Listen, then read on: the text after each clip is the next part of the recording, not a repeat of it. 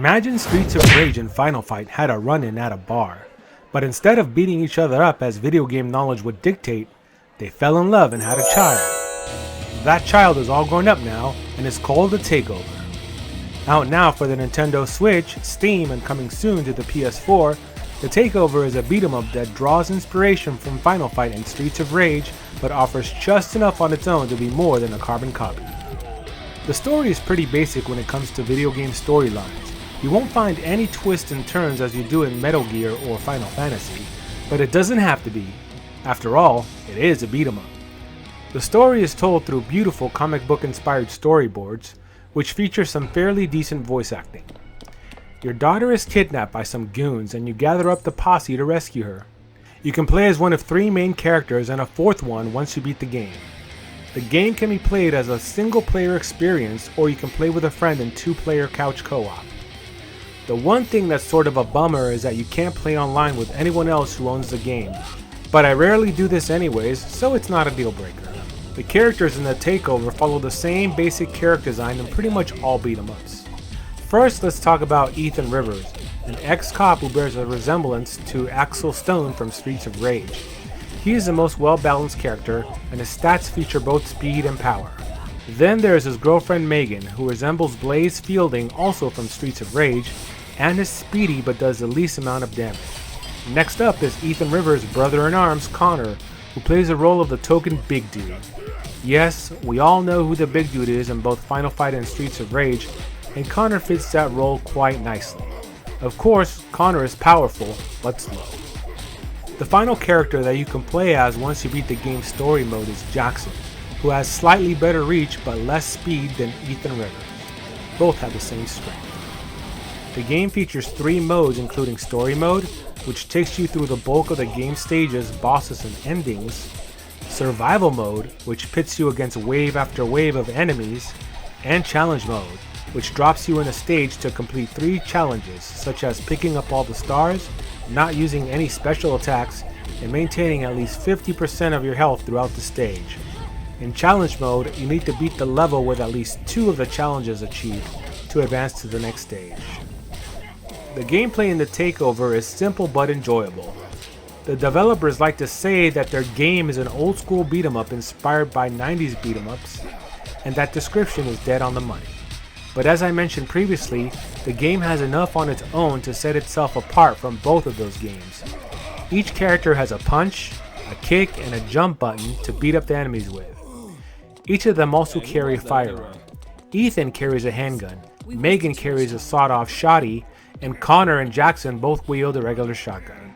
The addition of the firearms is welcome in this game and adds some fun to the overall gameplay, but it should be mentioned that you must first find ammo by destroying barrels, propane tanks, and other containers sprinkled throughout the game. You pull off combos in this game by alternating between your punch and kick buttons. Some combos that you do juggle the enemy until their death. Along the way you will find a bevy of weapons including crowbars, an automatic rifle, and a katana. The weapons in the Takeover are pretty basic, but enjoyable to use, especially the automatic rifle. But man, oh man, does it gobble up ammunition. Going up to your enemies and grabbing onto them allows you to do a wrestling move or throw, which can be useful especially if you are facing numerous enemies on the screen. The one thing that I thought they could have done better in this game is that they should have added a back grapple. You see, in the game you can grab an enemy from the front, press the jump button to jump over them, and grab them from behind. But pressing the punch or kick button does nothing. You just sit there grabbing the guy from behind and holding him until you get whacked. The other useful button in this game is the run button.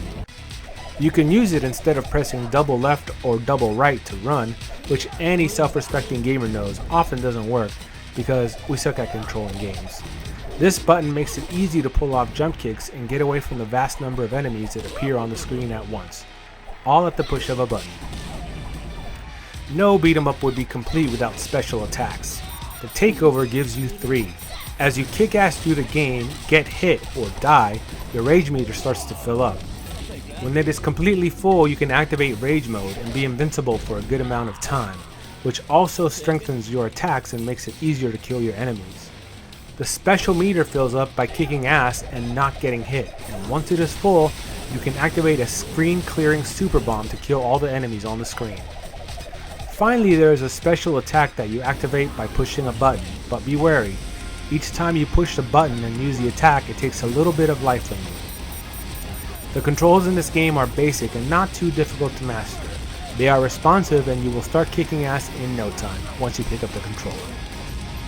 One thing that I definitely want to talk about in this review is the graphics. They are beautiful to look at, and many times throughout my playthrough, I thought to myself, wow, it's like I'm playing a work of art. In Streets of Rage 4, the developers went with a cel-shaded look, but I am so glad they sort of stayed away from that in the Takeover. The game offers crisp 3D backgrounds and HD pre-rendered sprites. The stages are super fun to play in, with my favorite stage of course being the arcade in the first mission.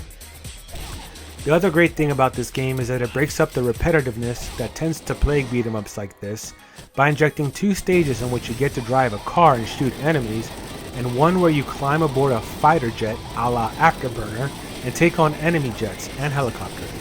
I found these stages to be welcome additions to the Takeover and kept me interested in finishing the game. It was a nice break.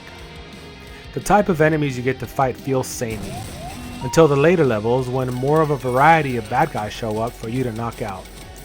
Overall, the enemies in this game aren't too difficult and resemble much of the same gaming bad guys created in every beat 'em up game from the 90s until today.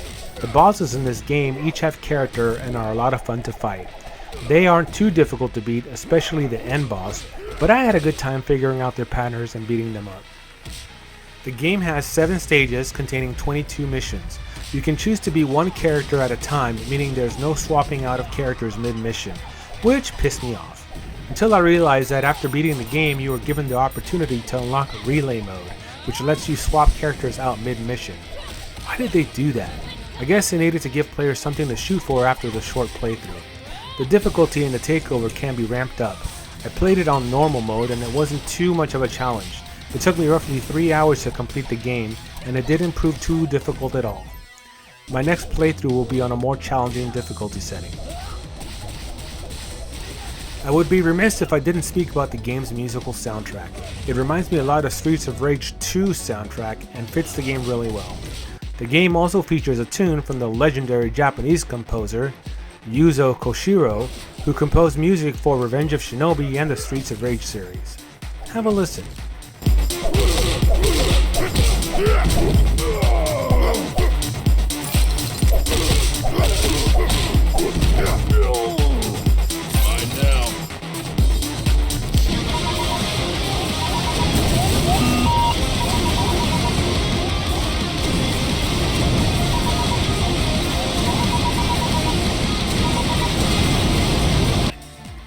Overall, the Takeover is a worthy entry into the beat 'em up genre that is worthy of a playthrough and offers just enough to stand on its own.